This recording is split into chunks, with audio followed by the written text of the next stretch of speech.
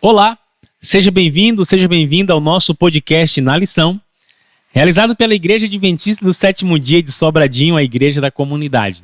Eu sou o Wellington Ribeiro e é uma alegria muito grande ter a sua companhia nessa nossa quarta temporada, onde vamos juntos, através do nosso guia de estudos, estudar os temas do Evangelho pela perspectiva do discípulo amado João.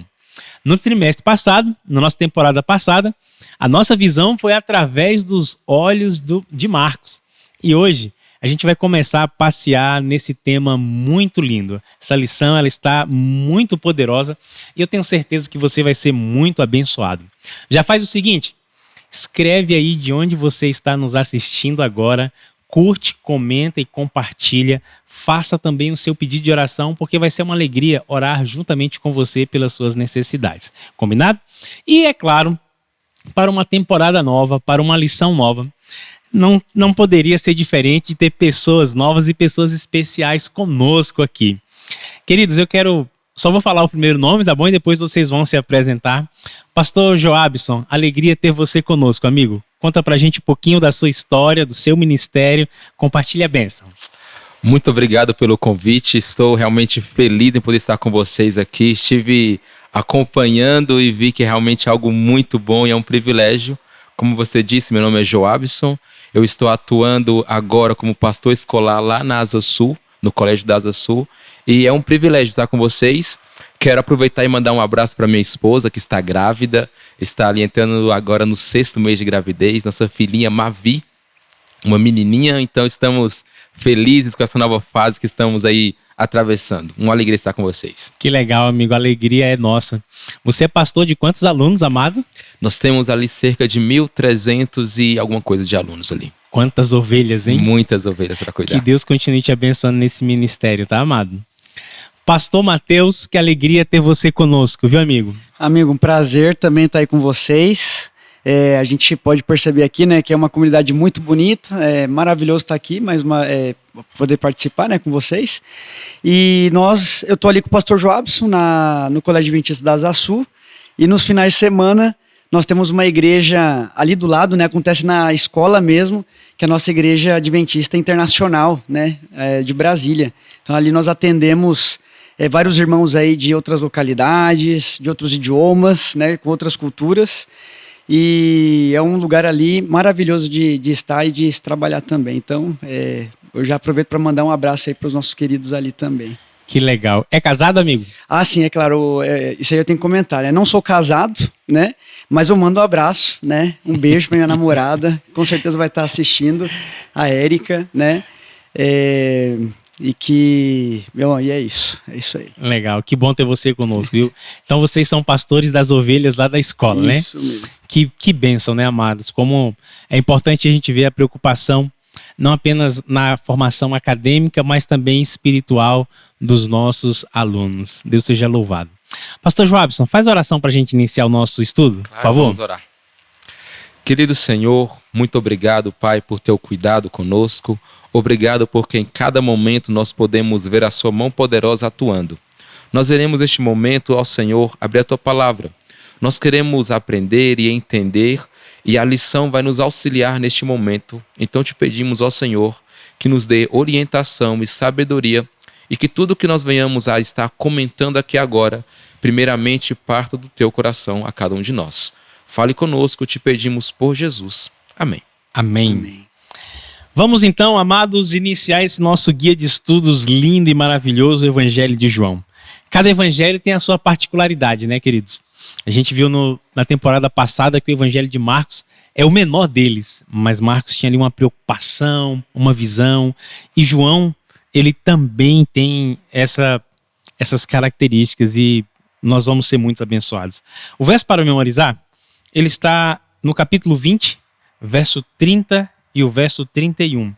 E diz assim: Jesus fez diante dos seus discípulos muitos outros sinais que não estão escritos neste livro. Estes, porém, foram registrados para que vocês creiam que Jesus é o Cristo, o Filho de Deus, e para que, crendo, tenham vida em seu nome. O título do guia de estudos vem como a sugestão, sinais que apontam o caminho. Amados, muitos outros sinais não foram registrados, mas esses foram registrados para que a gente creia. O João já começa a dar uma indicação da intenção dele ao escrever o Evangelho. Fala pra gente, pastor Joabson. Eu creio que este ponto, né, ser intencional é muito importante. E João, quando ele começa ali a relatar e contar os milagres, acontecimentos e histórias de Jesus a partir da sua perspectiva, da sua visão, eu creio que ele tinha realmente esse pensamento. Eu quero que as pessoas compreendam realmente quem é Jesus. Que não é somente mais um mestre, não é somente mais uma pessoa que está ali pregando ou ensinando, mais um doutor da lei. Não. Este homem aqui é diferente. Eu creio que ele parte desse princípio, né? Um homem diferente, com uma visão diferente, com um poder que realmente partia do alto. Eu creio que isso é bem importante. Eu acho interessante o título já, né, dessa nova lição, né, que vai ser bem interessante aí poder estudar um pouquinho da perspectiva do apóstolo, né? Mas ele fala sinais que apontam o caminho, né? O mais interessante é que no primeiro século, né, pelo menos ali, os seguidores de Cristo, eles não eram conhecidos ainda como cristãos, né? E sim como aqueles que seguiam o caminho, né? Esse era o nome, né, da religião, né, se pode dizer assim, daqueles que seguiam Jesus. E Jesus já havia comentado, né, em outros momentos, né, eu sou o caminho, a verdade e a vida, né, por isso que vai ficar com esse nome, né. Então, nesses primeiros pontos, nesses primeiros momentos dessa lição, a gente já começa a perceber para onde nós estamos indo, né, quais são os sinais que apontam o caminho, né, ou então a verdadeira religião, aquele que segue a Cristo, né, e aqui para fazer a conexão, os sinais que apontam o verdadeiro, né, a Jesus mesmo, né. É poderoso demais, né, cada verso ele tem a intenção, a gente começa a ver que todos os atos de Cristo, eles estão sincronizados e perfeitamente bem elaborados, que trazem pra gente essa confiança e certeza de que realmente ele é o Cristo, o ungido, o Messias tão esperado. E o nosso autor do Guia de Estudos, ele inicia já mostrando alguns sinais. E aqui eu acho que é interessante a gente fazer esse comentário, porque em outros evangelhos nós encontramos os evangelistas chamando de milagres, mas João, ele chama de sinal. Por que ele faz essa diferença? Por que ele não acompanha os outros colegas que falaram, olha, Jesus fez muitos milagres? Não, ele fala assim, Jesus fez sinais. Fala pra gente, amados. Legal, olha só. João, ele vai falar de sinais e de maravilhas. Ou seja, ele vai trazer dois nomes específicos, quase que para o mesmo propósito de milagres, porém os nomes têm significados distintos também. Quando ele fala sobre maravilhas, ele está falando ali sobre algo que traria, por exemplo, algo poderoso, um poder realmente sobrenatural. Naquela época, existia muitas pessoas que eram preocupadas em fazer sinais e maravilhas também. Só que de outra maneira. Nós temos ali, por exemplo, em Atos, um homem chamado Simão, o mago, que ele vivia fazendo isso aí, fazendo ali os seus milagres, né? Fazendo ali, entre aspas, os seus sinais. E tinha público, né? E tinha público. Agora, o que João traz? Ele fala o seguinte, olha só, Jesus, ele faz milagres, mas não é um milagre ali com a intenção de ganhar uns trocados. Ele faz milagre com um poder realmente que vem de Deus. E daí eu creio que é a parte da intenção. Mostrar que o que Jesus faria ali não era um milagre qualquer, mas um milagre que somente Deus poderia de fato estar atuando. Então João, ele quer mostrar isso pra gente. Olha, o milagre acontece, mas é algo poderoso. Não vem de qualquer pessoa, vem do próprio Deus. Pastor Mateus, e os sinais apontam para algo maior do que o próprio acontecimento em si, que o próprio sinal em si, né, amado? Isso mesmo. Se a gente for olhar mesmo, fazer essa análise, né, mais ali dos detalhes, né, que a Bíblia vem mostrando, você vai ver muitas referências, né, muitas relações e conexões ali, né? Então, quando a gente olha, pelo menos para esse primeiro texto, né, que é o primeiro milagre, né, ou quando nós falamos de sinais, primeiro, o que o pastor Joabson falou é muito interessante, né? Nós veremos um padrão na Bíblia, né, de pessoas tentando imitar, né, ou fazer algo parecido a. Tanto é que a palavra anticristo, né, muitos vão pensar, é o oposto dele, né? Na verdade, não, é uma palavra grega que se diz, ou seja, que significa algo que é muito parecido a. Por isso que Jesus vai dizer, né, que muitos dos escolhidos seriam enganados. Ou seja, para um escolhido que conhece a verdade ser enganado, a farsa ela tem que ser muito bem feita. Então, Jesus agora ele vai fazer a diferença. Qual que é a diferença do sinal de Cristo, do milagre dele, das maravilhas, né, para os demais que estão fazendo ali? Então, quando a gente olha lá para o princípio, pelo menos ali em Êxodo, né, nós veremos também as mesmas palavras sendo repetidas, sinais. E outros autores, quando eles vão analisar também as 10 pragas, né, agora vamos falar das 10 pragas, eles vão falar também de sinais. Há outros autores que fazem os estudos ali sobre aqueles textos e vão propor não usar as palavras pragas do Egito, mas vamos usar agora as maravilhas do Egito, né? Porque, de certa maneira, Deus está fazendo milagres, está fazendo maravilhas para libertar o seu povo, né? Uhum. Para os egípcios eram pragas, mas para o povo de Israel eram milagres. Então nós veremos sempre essas conexões. Vamos colocar aqui pelo menos 2 grupos aqui, né? Os homens tentando imitar a Deus, mas não vão fazer da mesma maneira. E Deus, então, fazendo os seus milagres, né? Ou que marca a diferença, né? E Jesus é isso que ele vai fazer. Então, os milagres de Cristo, pelo menos, quando a gente analisa, no final sempre é acompanhado de uma transformação sincera do coração, né? Daquele que entra em contato com o milagre de Jesus, né? Poderoso isso, né, amados? Nunca é um fim em si mesmo. Sempre tem uma proporção maior. E o primeiro sinal que ele faz é exatamente num casamento em Caná, que nós conhecemos como as bodas de Caná, aonde ele transforma água no melhor suco de uva já produzido na história. Essa adega era única, né? Esse suco de uva foi poderoso.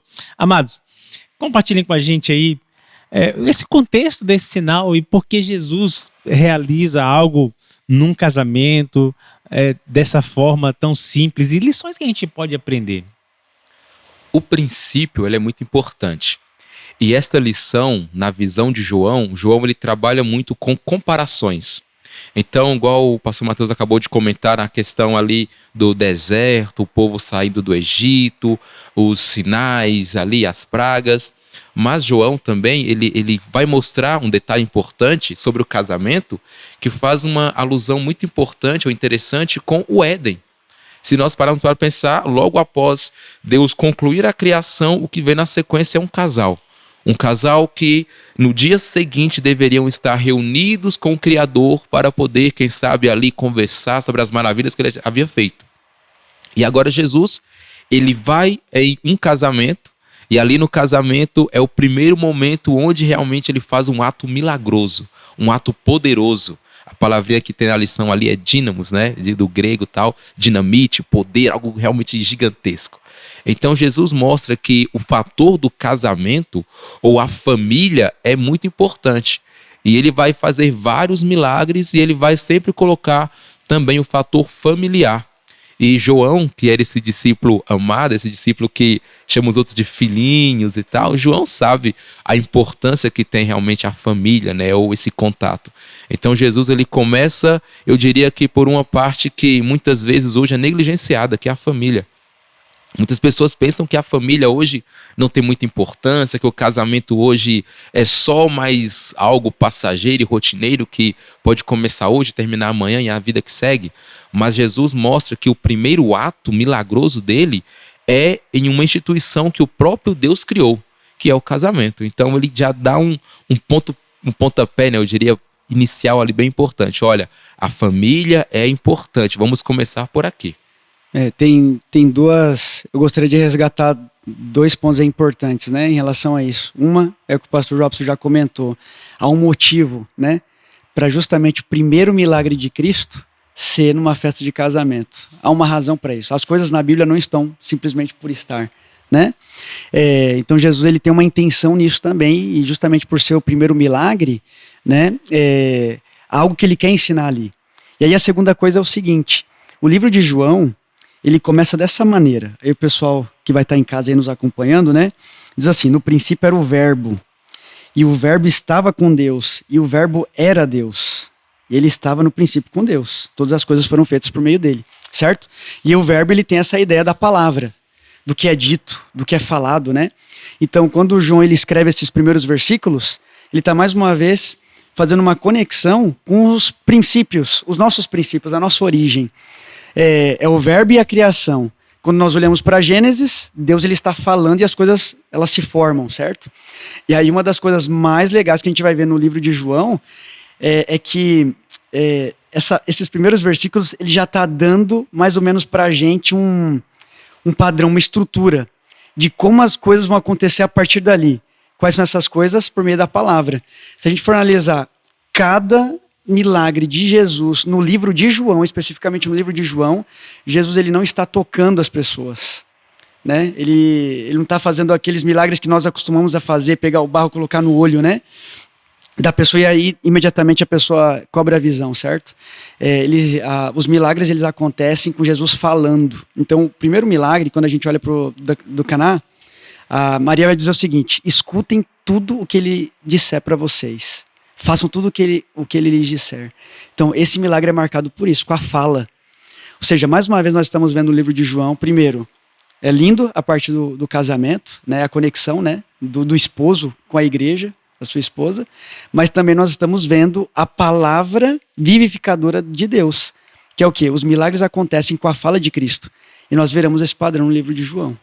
É interessante a gente ver que Cristo ele já começa quebrando o padrão comportamental da sua época, né? Porque os judeus, eles tinham a expectativa de um reino restabelecido terrestre, um rei que viria livrá-los do jugo. E Jesus, no seu primeiro sinal, não vai no sinédrio, não vai na sinagoga, não procura os maiorais, pastor Robson. Ele vai ali numa cerimônia simples, mas já indo na contramão, né, querido? Exatamente. Novamente, eu vejo que João ele tem essa intenção, sabe? Como foi comentado agora há pouco, o livro de João ele não é um livro que vai trazer detalhes sem intenção.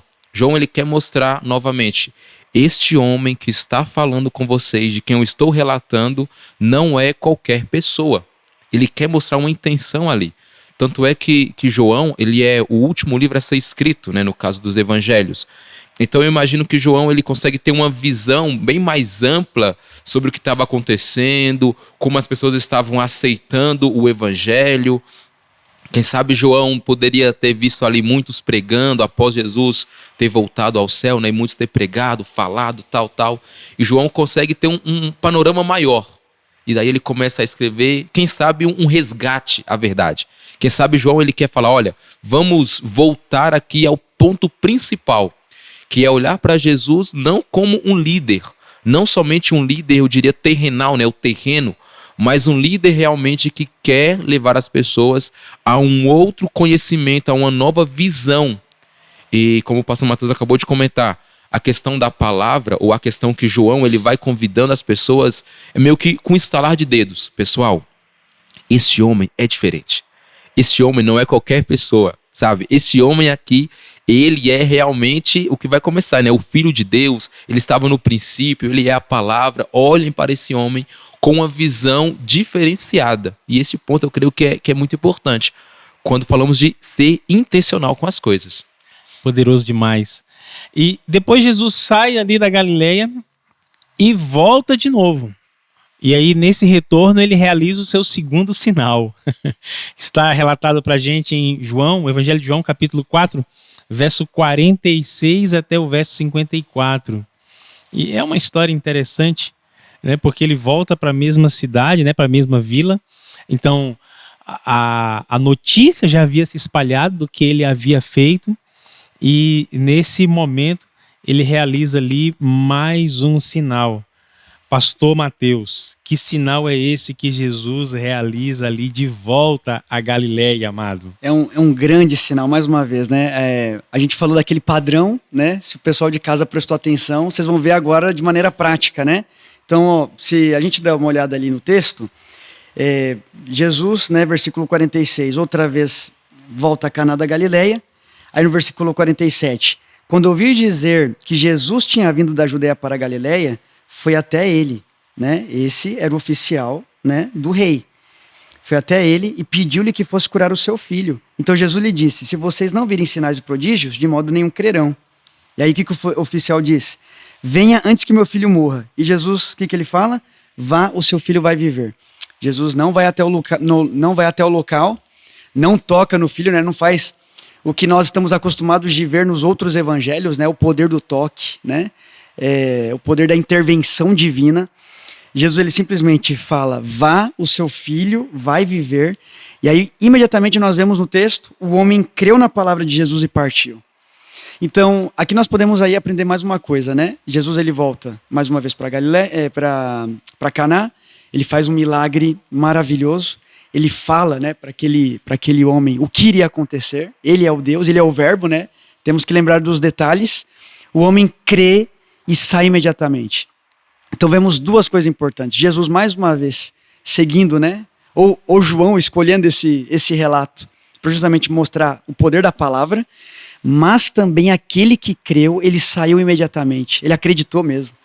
Então veja que no milagre também há espaço, né, para aqueles que estão desesperados, preocupados, né, por qualquer coisa que possa acontecer. Nesse caso, o oficial do rei, alguém muito importante, de grande influência, estava preocupado pelo seu filho. E ele crê na palavra de Cristo, ele crê na palavra de Jesus. Essa é uma outra lição, porque muitas vezes também nós podemos aí, às vezes, criar barreiras, né? Por aqueles que têm muita influência. E pensamos, não, isso aí, essa pessoa não vai crer, o que eu for falar aqui, para ele não vai ser relevante. E nós podemos aprender aqui que, na verdade, todo aquele que está em busca, né, da palavra, tem espaço também no seu coração para o Espírito Santo, né, trabalhar.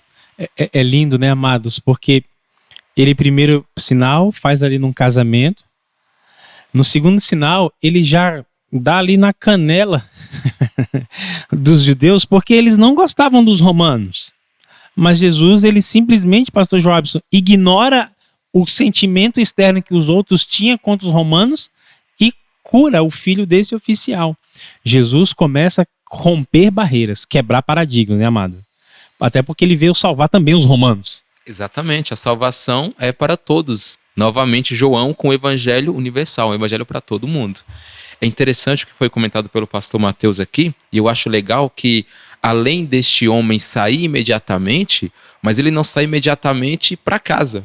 Parece que ele sai e vai cuidar de algumas coisas. Parece que um homem que era de fora, ouve Jesus falando, o seu filho está curado, e ele sai dali e vai, quem sabe, cuidar dos seus afazeres, voltar para o seu trabalho, com uma certeza, meu filho está bem. Tanto é que diz a Bíblia que aquele homem chega em casa só no dia seguinte.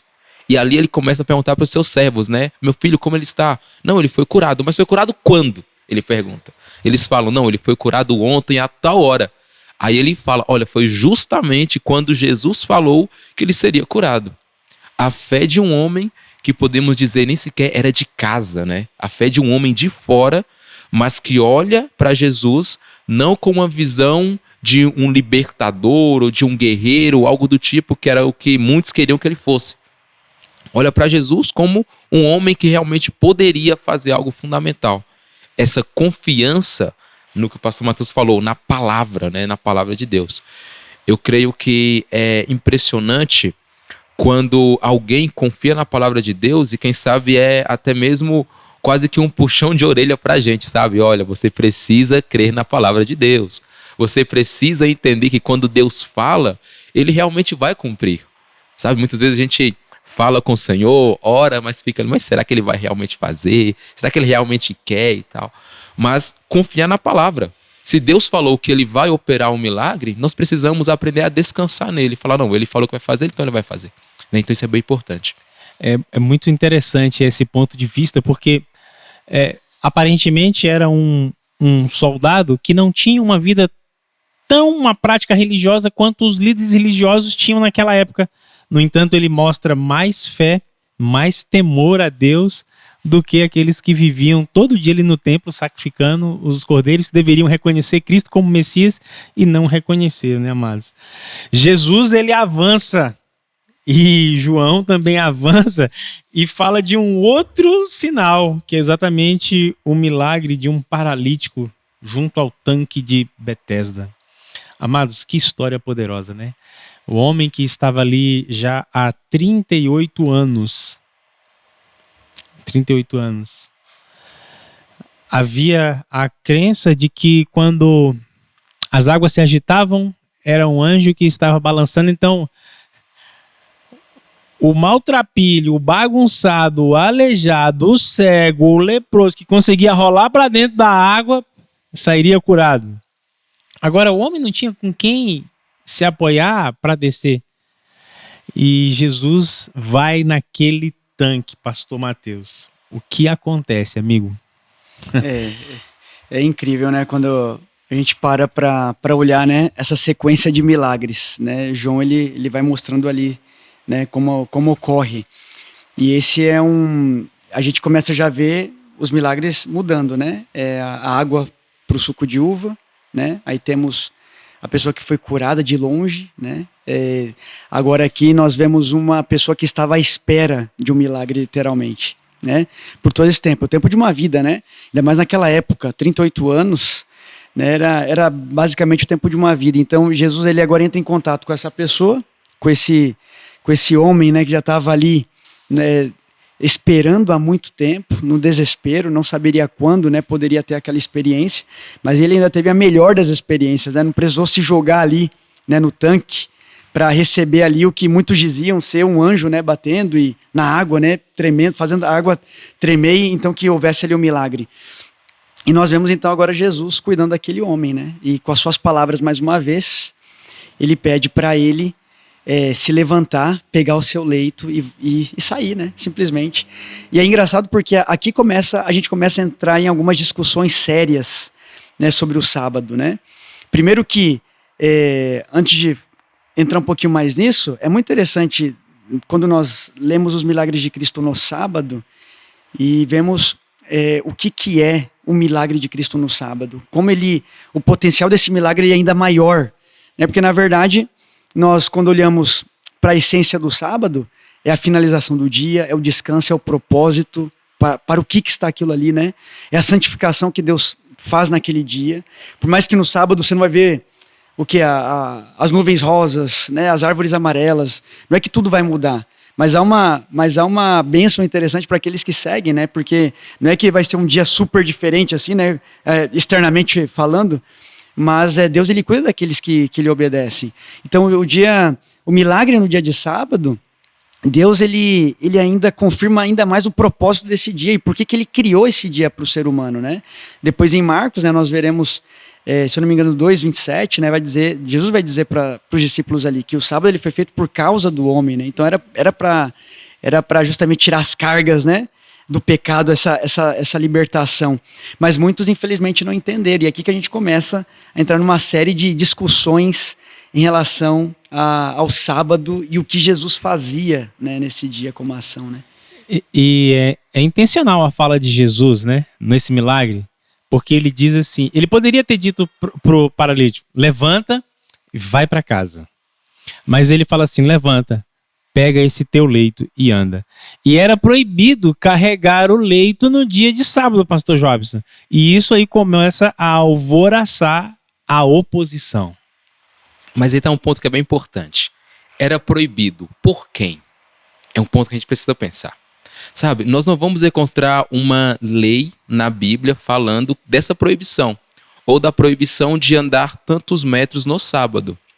Então, quando você disse no começo, Wellington, sobre Jesus quebrar realmente padrões e paradigmas, este também era um deles. Muitas vezes, as tradições dos homens e dos líderes eram maiores do que realmente a necessidade do povo. Perceba que o paralítico, ou o ex-paralítico, né, agora, pega a sua cama e começa a ir para casa, e algumas pessoas param ele, vê o homem andando e se perguntam, mas calma aí, e essa cama na sua mão? Não deveria ser outra pergunta? Tipo, você tá andando? O que aconteceu? Não, mas e essa cama aí na sua mão? Que negócio é esse? Não pode carregar a cama no dia de sábado. Ninguém quer o bem do outro, né? Exatamente. Esse que é o ponto, né? Exatamente. Ou seja, deveria A ser gente ri outra pra não visão. chorar. Deveria ser outra visão, né? A ideia não era olhar pro homem e colocar a cama dele acima realmente dele. Jesus faz um milagre, um homem há 38 anos sentado à beira de um poço. E olha que ele fala o seguinte: ninguém me ajuda a entrar no poço. As pessoas sabiam que ele estava ali. As pessoas conheciam ele ali. As pessoas agora olham esse homem andando e a pergunta deles é: mas que negócio é esse de carregar a cama no dia de sábado? Né? O foco parece que não é justamente o cuidar de pessoas, né? Não é o abraçar, não é acolher quem está realmente sofrendo. Isso não era algo simples assim, né? Porque se nós olharmos, nós temos ali, né, naquele tempo, uma coleção de vários debates, né, rabínicos, né, sobre essas questões da lei, e aí que vai surgir a famosa Mishnah, né?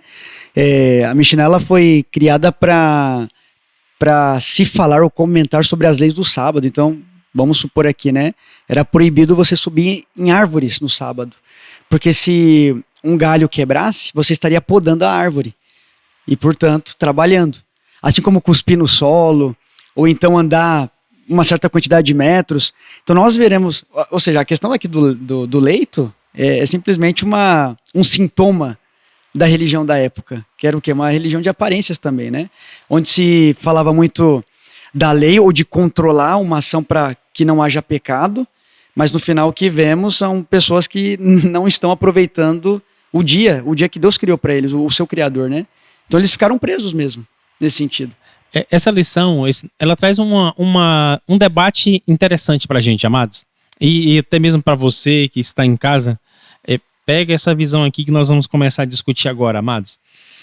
Nós, muitas vezes, estamos vivendo num contexto hoje onde a sociedade quer quebrar valores e princípios. A família, a questão da sexualidade e tantas outras coisas têm sido fortemente atacadas por Satanás. E nós, como igreja, estamos sofrendo esse tipo de ataque, esse tipo de pressão. Nós não podemos negociar valores e princípios. Mas, ao mesmo tempo, existem tradições que elas precisam ser revistas, né, queridos? E aí nós precisamos da luz do Espírito, do discernimento para a gente fazer isso da forma certa, né, pastor Joabson? Claro. É o que foi comentado agora há pouco. Tudo que Deus criou tem um propósito. E é claro que o bem do ser humano, o ser humano ser bem cuidado é importante também. Então nós não estamos aqui de maneira nenhuma falando que devemos pegar a lei do Senhor, por exemplo, e jogar fora e colocar o ser humano simplesmente ali e tão somente como foco principal. Mas é claro que o homem, ele é colocado por Deus como alguém importante, como foi citado aqui agora há pouco. O dia foi criado por causa do homem e não o contrário. Mas é claro também que as leis e a palavra de Deus e tudo que está envolvido na Bíblia precisa continuar em vigor. Afinal de contas, Deus ele não mudou a sua maneira de ver. Ele continuou ensinando. E gostamos de olhar e ver que Jesus ele vem, como ele mesmo vai dizer em Mateus, eu venho para dar sentido completo a isso aqui. Para vocês entenderem realmente o que colocar, o que eu pedi e o que eu não pedi. Então isso também é importante. E pastor Mateus, ao mesmo tempo que Jesus faz esses sinais que deixa alguns maravilhados, aqueles que já estavam chateados com ele começam a endurecer o coração, amado. Qual é o perigo da gente fechar o coração para os sinais evidentes?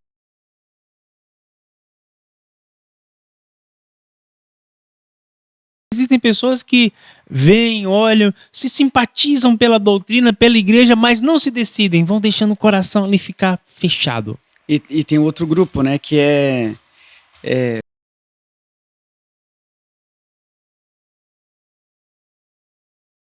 conseguem estarem abertos a essa possibilidade. Quando vê a realidade, eles fecham mais ainda. Então isso vai acontecer de todos os lados, né? Nós aproveitamos aqui e começamos o nosso estudo falando um pouquinho de Êxodo, certo? Nós vemos a mesma coisa, porque os padrões eles se seguem, infelizmente, né? Quando nós falamos ali sobre a história do faraó, na questão das 10 pragas, ele está vendo todas as 10 pragas, as maravilhas, né? Deus está fazendo um milagre, ele está mostrando o seu poder na frente dessa possibilidade da existência de Deus, o que o farol faz? Ele se endurece.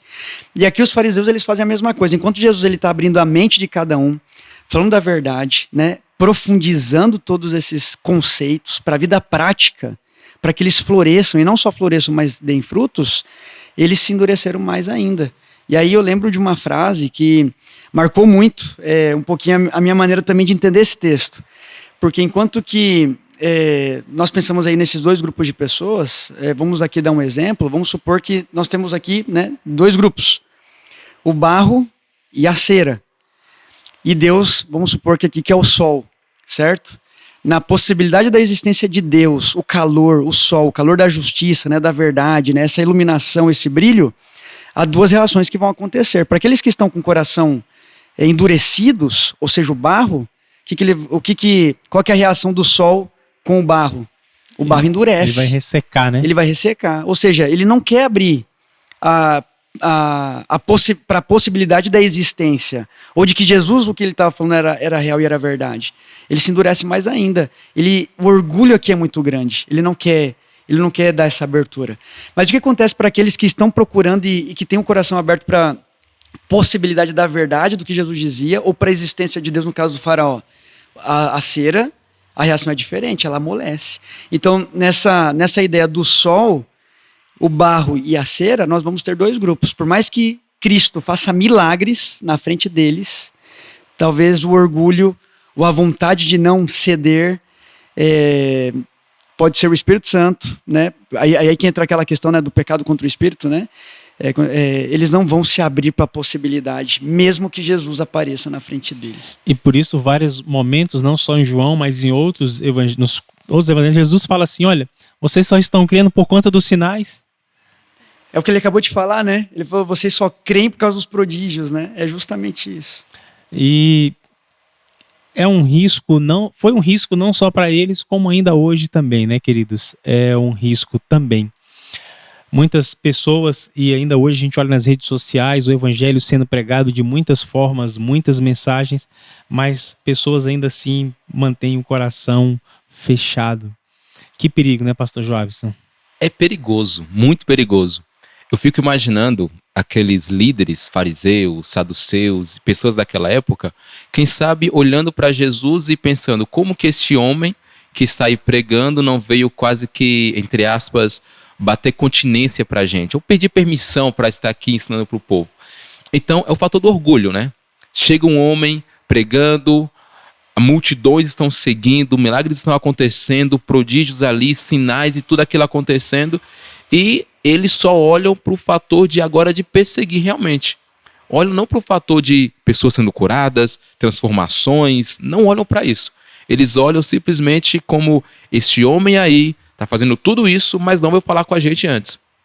Não veio perguntar, eu posso ensinar, eu posso falar de algo do tipo, né? E quando Jesus começa a quebrar padrões que para muitos ali eram quase que maiores do que a própria graça, a própria salvação, Jesus começa a ir por um caminho que eles entendiam que era o caminho correto, eles ficam bravos com aquilo, né? Não se olha para o ser humano. A intenção ali não era o que estava acontecendo, mas quem estava fazendo aquilo, e se aquele que estava fazendo estava baixo às suas regras, leis e tradições ou não. Quando Jesus não vai dessa maneira, eles ficam bravos com ele, né? E agora começam a querer perseguir, começam a querer criar histórias, começam a querer criar perseguições ali, picuinhas, para tentar acabar com Jesus, né? Amados, o nosso tempo já avançou. Olha que coisa, hein?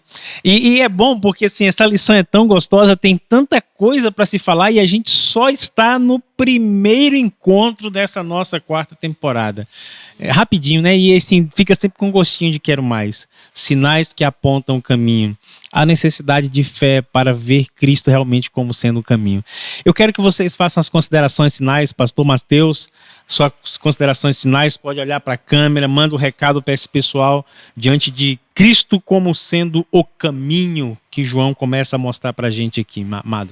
Amigos, primeiro que é um prazer estar aqui com vocês nesse primeiro estudo e como vocês já perceberam, podemos aqui encontrar lindas referências, né, sobre Cristo, né, o nosso caminho principal, né, mas também a perspectiva que João ele queria mostrar para o povo daquela época, né, para os seus leitores. Uma das coisas que eu gostaria aqui, portanto, de chamar a atenção aqui, né, de poder resgatar aqui, né, ressaltar, é que Jesus, ele é o dono de todas as coisas, ele é o nosso Deus, ele morreu por mim e por você, e ele deixou um caminho, né, bem claro para que nós seguíssemos, né, diretamente ali nos seus passos. E quando nós falamos aqui do sábado, por exemplo, ele mesmo vai falar que é o Senhor do sábado, mas ele vai ampliar essa ideia do que é esse dia, né? Ou seja, o sábado também é um sinal de Deus, e mais ainda é um dia para se fazer o bem melhor, né? É um modelo para os demais dias. Então, ao você fazer algo de bom no sábado, você não está trabalhando no sábado, a menos que seja esse trabalho divino, porque Deus ele não para, né? Ele sempre está fazendo algo. Portanto, Jesus ele deixa bem claro essas mensagens para a gente, e que Deus te abençoe muito, e que você continue firme aí fazendo o bem e servindo, né, a Deus e ao teu próximo nos dias aí da sua vida também. Pastor Joabson, suas considerações, amigo.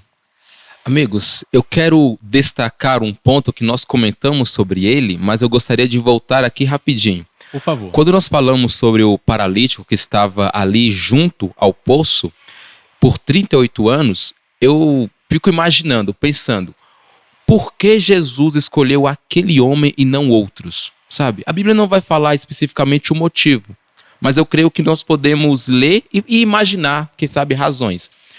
E eu fico imaginando o seguinte, sabe, Wellington?